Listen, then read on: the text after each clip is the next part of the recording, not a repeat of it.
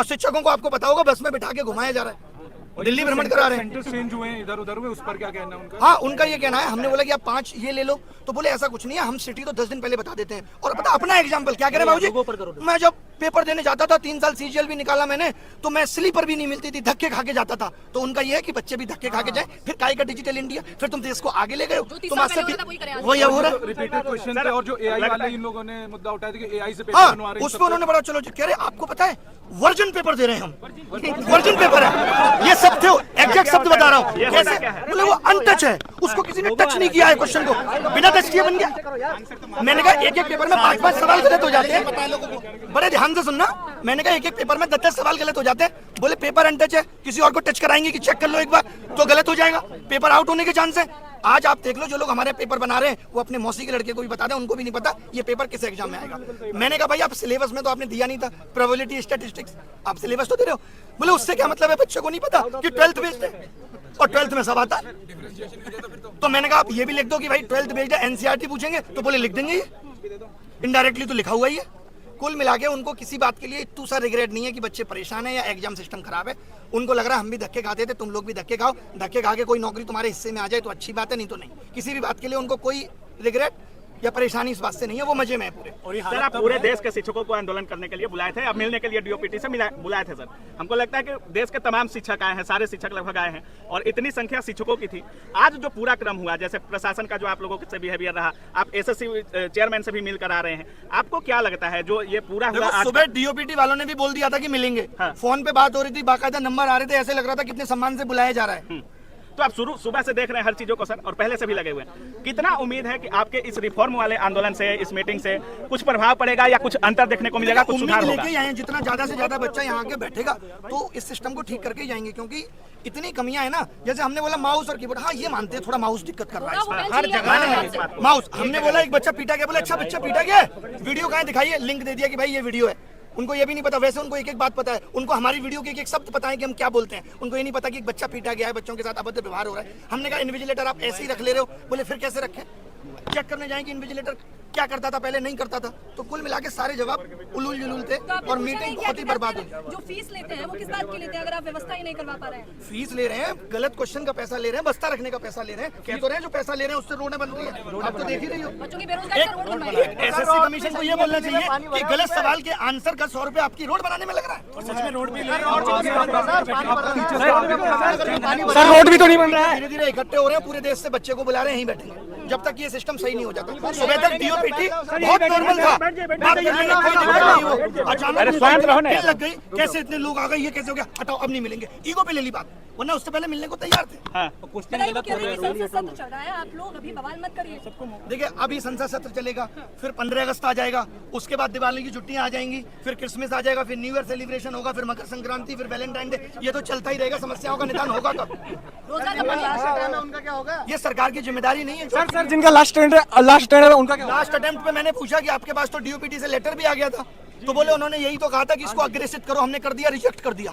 अच्छा साहब बोले रिजेक्ट कर दिया। तो सर सीजीएल में होंगे क्या कुछ चेंजेस सर? कह रहे सीजीएल बहुत अच्छे से कराएंगे। कैसे डेट भी तो देते सर, डेट भी तो देते। लगा तो उनकी बातों से पोस्टपोन होने वाली बात में शायद ना हो, लगा है। लेकिन उन्होंने एक बात और कही, जब आप शुरुआत में आप लोगों ने वीडियो देखा होगा, उन्होंने कहा आंदोलन करने की जगह जंतर मंतर है, तो आप लोग जंतर मंतर आइए वहाँ नहीं।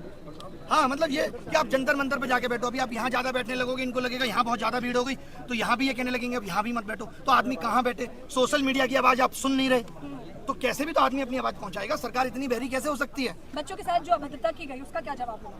बहुत खराब है ये। लोग बच्चे छोड़िए, आप टीचर्स पे लाठीचार्ज, उनको गलत तरीके से जबरदस्ती बस में बिठा के ले जाना, ये कितना गलत है। और वहाँ पे क्या कर दिया था, टीचर ये कह रहे थे कि भाई 4 लोग हम में से डीओपीटी मिनिस्टर से मिलना चाहते हैं, लेकिन उनका ईगो आज इतना बड़ा है कि वो किसी से नहीं मिल सकते। मैं आप सबको कैमरे के माध्यम से बताना चाहता हूँ कि ये 1 साल की भर्तियां 3 लाख करोड़ का घोटाला है, और वक्त सबके प्रूफ दूंगा। 3 लाख करोड़ के घोटाले। आप क्या अपनी नौकरी से 50,000 रुपए की उम्मीद कर रहे हैं, जहाँ इतने बड़े बड़े स्कैम चल रहे हैं? ये एडुकेटी का आना इतना आसान नहीं है। अच्छा, वो लोग शिक्षक का काम भी बता रहे हैं, वो कह रहे हैं आपका काम तो शिक्षा देना है, आप लोग आंदोलनकारी बन गए हैं। और जो बिना पढ़े लिखे नेता है वो शिक्षा पे पॉलिसी बना रहे हैं। ABCD नहीं आती बाबूजी को, राजस्थान के शिक्षा मंत्री बन के बैठे हैं।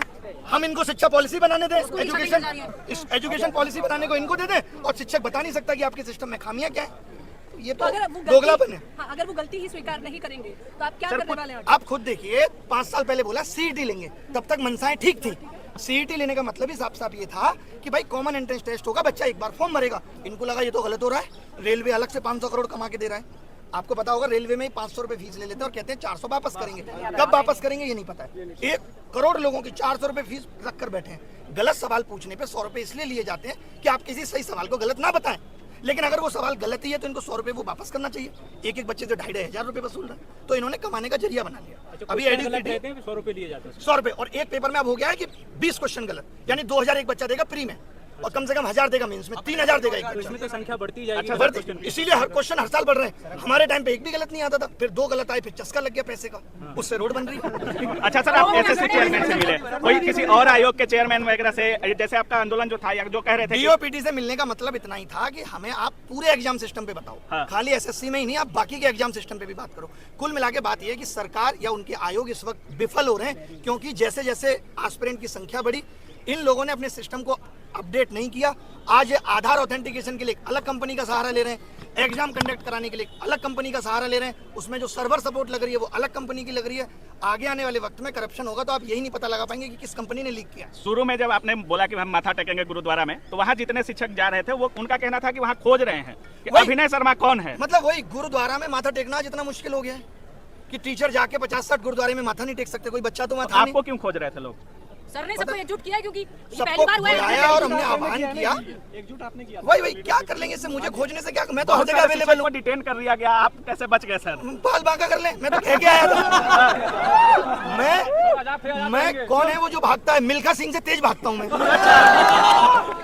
अभिनय शाह जी जिंदाबाद। ये मत करो प्लीज, मत करो। हम लोगों को शांति से यहाँ बैठना है, शांति से यहाँ बैठना है, जब तक बैठना है जब तक मांगे नहीं मानी जाएंगी। और पूरे देश के युवा को बुलाना है। कमाल की बात यह है कि सब लोग आ जाए, चाहे वो रेलवे 7 साल से शिक्षक भर्ती नहीं आई, बताओ। एक बेटा है कितनी देर की बातचीत में कहीं आपको लगा कि मतलब हाँ, सर यार, मोदी जी को ढीला करना है। मिला है। कहीं नहीं, कोई भी ऐसा आश्वासन नहीं था जो ठीक मिला है। टोटल इलॉजिकल थी, उनको अपना बताना था हम 16 घंटे काम कर रहे हैं, 8 घंटे सो रहे हैं। फिर ध्यान में आया उनको नहीं 2 घंटे तो और भी कुछ कर रहे हैं, फिर बोले 14 घंटे काम कर रहे हैं। तो उन्होंने बस यही दिखाया हम बहुत काम कर रहे हैं बच्चों के लिए, हर एक बच्चे की समस्या को सुन रहे हैं, हर एक बच्चे की समस्या का निदान करने की कोशिश कर रहे हैं। कुल मिला के सरकार, एजेंसी और आयोग तीनों मिले हुए हैं और सबका एक ही उद्देश्य है, किस तरीके से युवाओं से पैसा वसूला जाए। अच्छा, आप आप देखो ये आरोप भी लगा कि आप